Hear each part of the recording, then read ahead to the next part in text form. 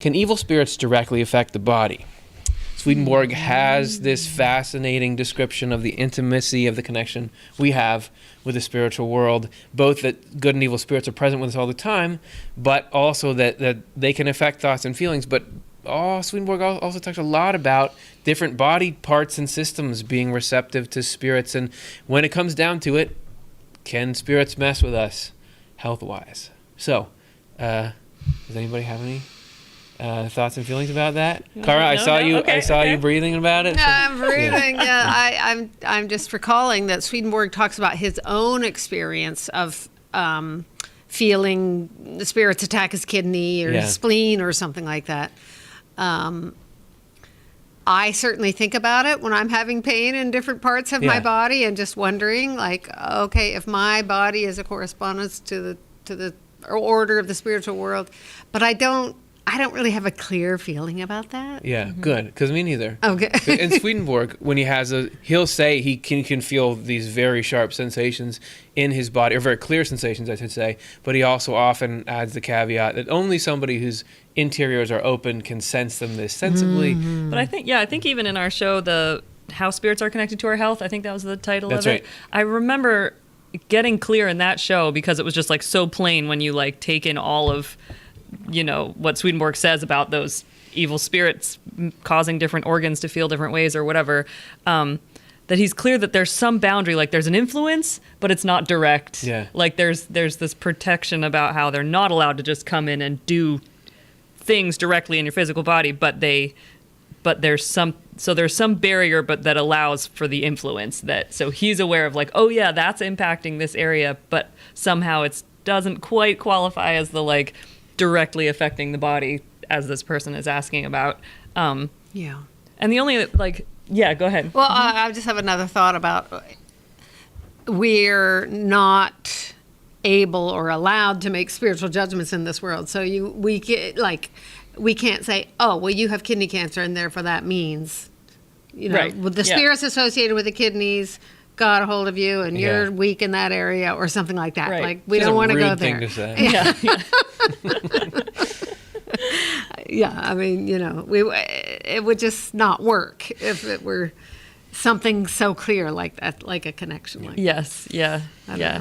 And it just reminds me of the subject of possession that Swedenborg talks about, how that before, maybe Karin can give a little bit more about this. I don't know, but just that, because I feel a little bit like it's not my strongest grasp of a theological concept, but he describes that there was, before the Lord came into the world, so before this, like, the divine human having this anchor point in our earthly world, there was somehow this ability for evil spirits to possess people physically, but that since that sort of rearrangement of spiritual world things has happened, that wasn't like ideal. That was like things being out of whack, seriously, or something. And so, but since the Lord's coming into the world, things have been reordered, so that is not allowed and is incapable of happening anymore, or something, I think is what Swedenborg describes. But maybe Karin can clean up that answer more. I do want to hear what Karin has to say. And I also want to say, though, that the reality has to be complicated, because if we're saying, can it be, if it's cold outside, does that make you get a cold? Well, the answer is complicated to that. Because, well, actually, no, but when it's cold outside, you do spend more time indoors, which has this kind of drier air condition, which makes you susceptible. The real answer to stuff is complicated, so this answer must be complicated, and we're just piecing together the bits that we have. So, Karin, do you have any further thoughts? To follow up on Chelsea starting to talk about possession, what I understand is before Jesus came on earth, it had gotten to the point where evil spirits could actually, against someone's will, take over their body. And the thing that has changed is evil spirits cannot do that against someone's will anymore. They can if a person over a long period of time invites evil spirits in by indulging in what evil spirits love to do. They can get something called internal possession, but that was through their own choice. That means they end up just acting from these evil spirits, but they chose to go along with that. And so yeah, evil spirits can't take over our bodies anymore. But yeah, as you're saying, there's definitely like everything that happens to our bodies is affected by spirits.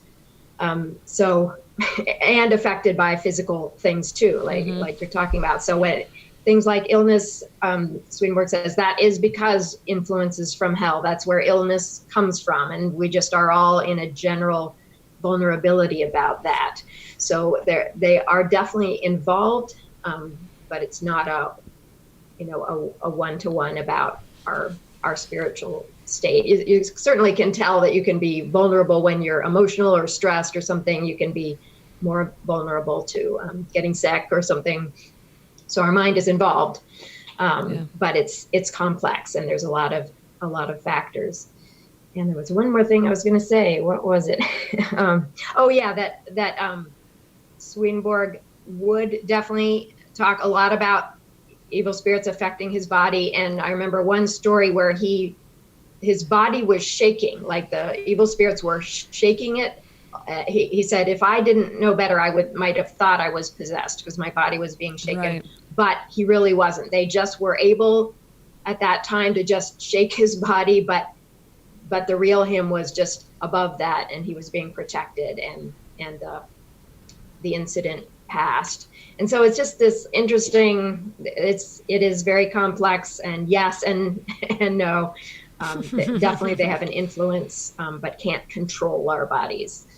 Nice. Don't we have an excellent clip of Dr. Jonathan Rose acting out that? Yeah, we do. That very part that something similar to it. Yeah. Yes. I do think like the upshot is like they're a part of the equation. They're a part of the equation that people haven't necessarily haven't considered maybe in a long time or whatever. But just like, so whether we can say directly or not, it's like, but.